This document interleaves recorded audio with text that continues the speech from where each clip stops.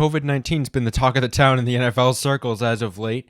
Feels like just yesterday, it was like a few hours before the Patriots were supposed to leave for Kansas City. News got out, Cam Newton has COVID-19 and he's out for the game. And I was just like, oh gosh, this slippery slope. They postponed the game for Monday night.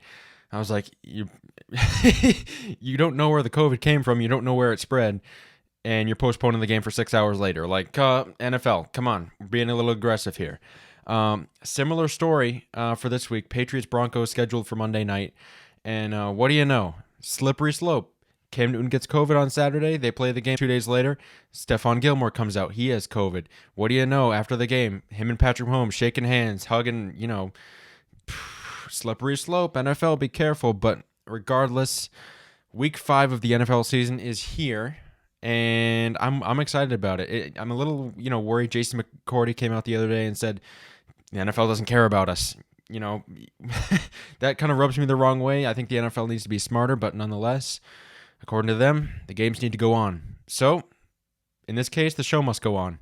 And I have 4 games here for you, and I'll get the Patriots game up the day of the game once the spread has been put out by FanDuel Sportsbook. That's where all my spreads come from. That's where all the lines are set. If you want to play against me, check it out. Comment below.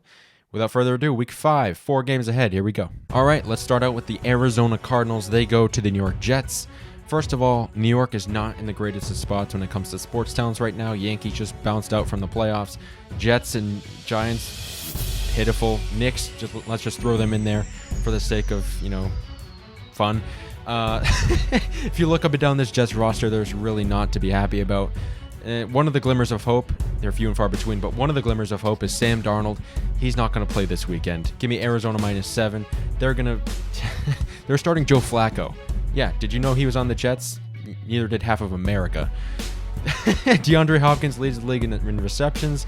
Kyler Murray can really make some plays, and to add on to that, the Jets are in the bottom half of the league in sacks. Translation, they're not going to pressure him very much. Last week, the Jets were shredded apart by Brett Rippon of the Denver Broncos. Yeah, not the greatest of performances there. I don't want to touch this game. The Jets were not within a 7-point spread since last season. Yikes. I know Arizona didn't have the best of performances last week against Carolina, but you could make the argument that Carolina has legitimate players, especially in the passing game. DJ Moore, Robbie Anderson, and Teddy Bridgewater. Let's not forget, last year was really good with the Saints in Drew Brees' absence. That's not the greatest of losses, but you could make the argument that there's a point to rebound, and I think the Arizona Cardinals rebound this week against the Jets. Give me the Cardinals to win 28-16. The final call guys are really going to be upset with me about this one. The Colts are in Cleveland to take on the Browns. Give me the Colts -1 point.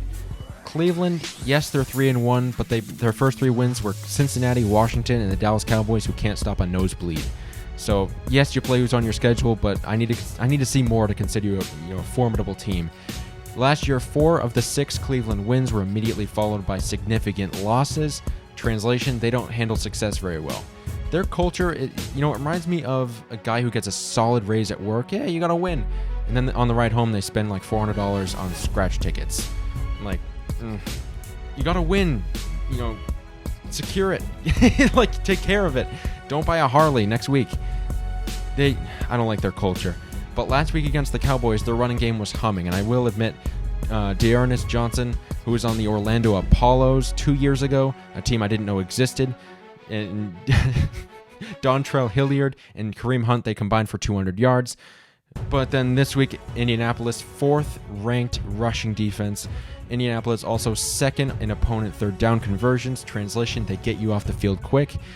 Cleveland in that aspect is 26th. I think that'll be the difference in the game. Give me Indianapolis 24-20 over the Browns. The Battle of Pennsylvania, and this, honestly, this isn't a game I really feel strongly about. Give me the Eagles +7. I don't really feel wholeheartedly about it, but let's have some fun. Steelers are coming off an extra week because the Titans came down with COVID. They get an extra week's rest. They're 2nd in total defense. They're least in rushing yards allowed. They haven't allowed more than 21 points in a game. All of that considered, I think the Eagles are going to stay in it. This, I think, is going to be Carson Wentz's bounce-back game. Wentz on the season, 4 touchdowns, 7 picks. He's honestly been woefully underachieving this year. had a nice win last week against San Francisco, but they didn't have Jimmy G. Bosa was hurt. Nick Mullins to steal the game, threw an interception straight to one of their linebackers. It was an impressive win. Going into San Francisco is never easy, but they weren't playing San Francisco at their peak. I don't really feel wholeheartedly about this one. Like, when I look at Philadelphia, what do they do well? Like, their leading receiver was like from Old Dominion last year. Just spare parts. But for some reason, my gut says the Eagles are going to be in this game. They're going to be within a touchdown. So although I don't have a lot of reasoning for it, and I don't feel wholeheartedly about it myself, let's have some fun. I'm going to get this wrong, but let's have some fun. Pittsburgh's going to win. Philly's going to cover. Give me the Pittsburgh Steelers to win 27-24. Can't believe I'm doing this one. I'm kind of playing with fire with this last one. I don't like the Falcons. I don't like betting them in any circumstance. But here's one thing I know about Atlanta. They're not going to go 0-16. They're going to win someday.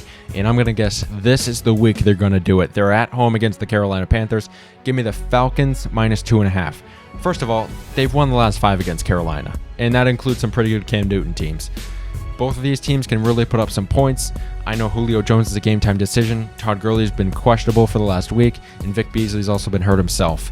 I don't love that for Atlanta going forward. But you could also make the argument that they ran into Russell Wilson to open the season. That's never a treat. Aaron Rodgers, same thing. The Chicago Bears just beat Tom Brady.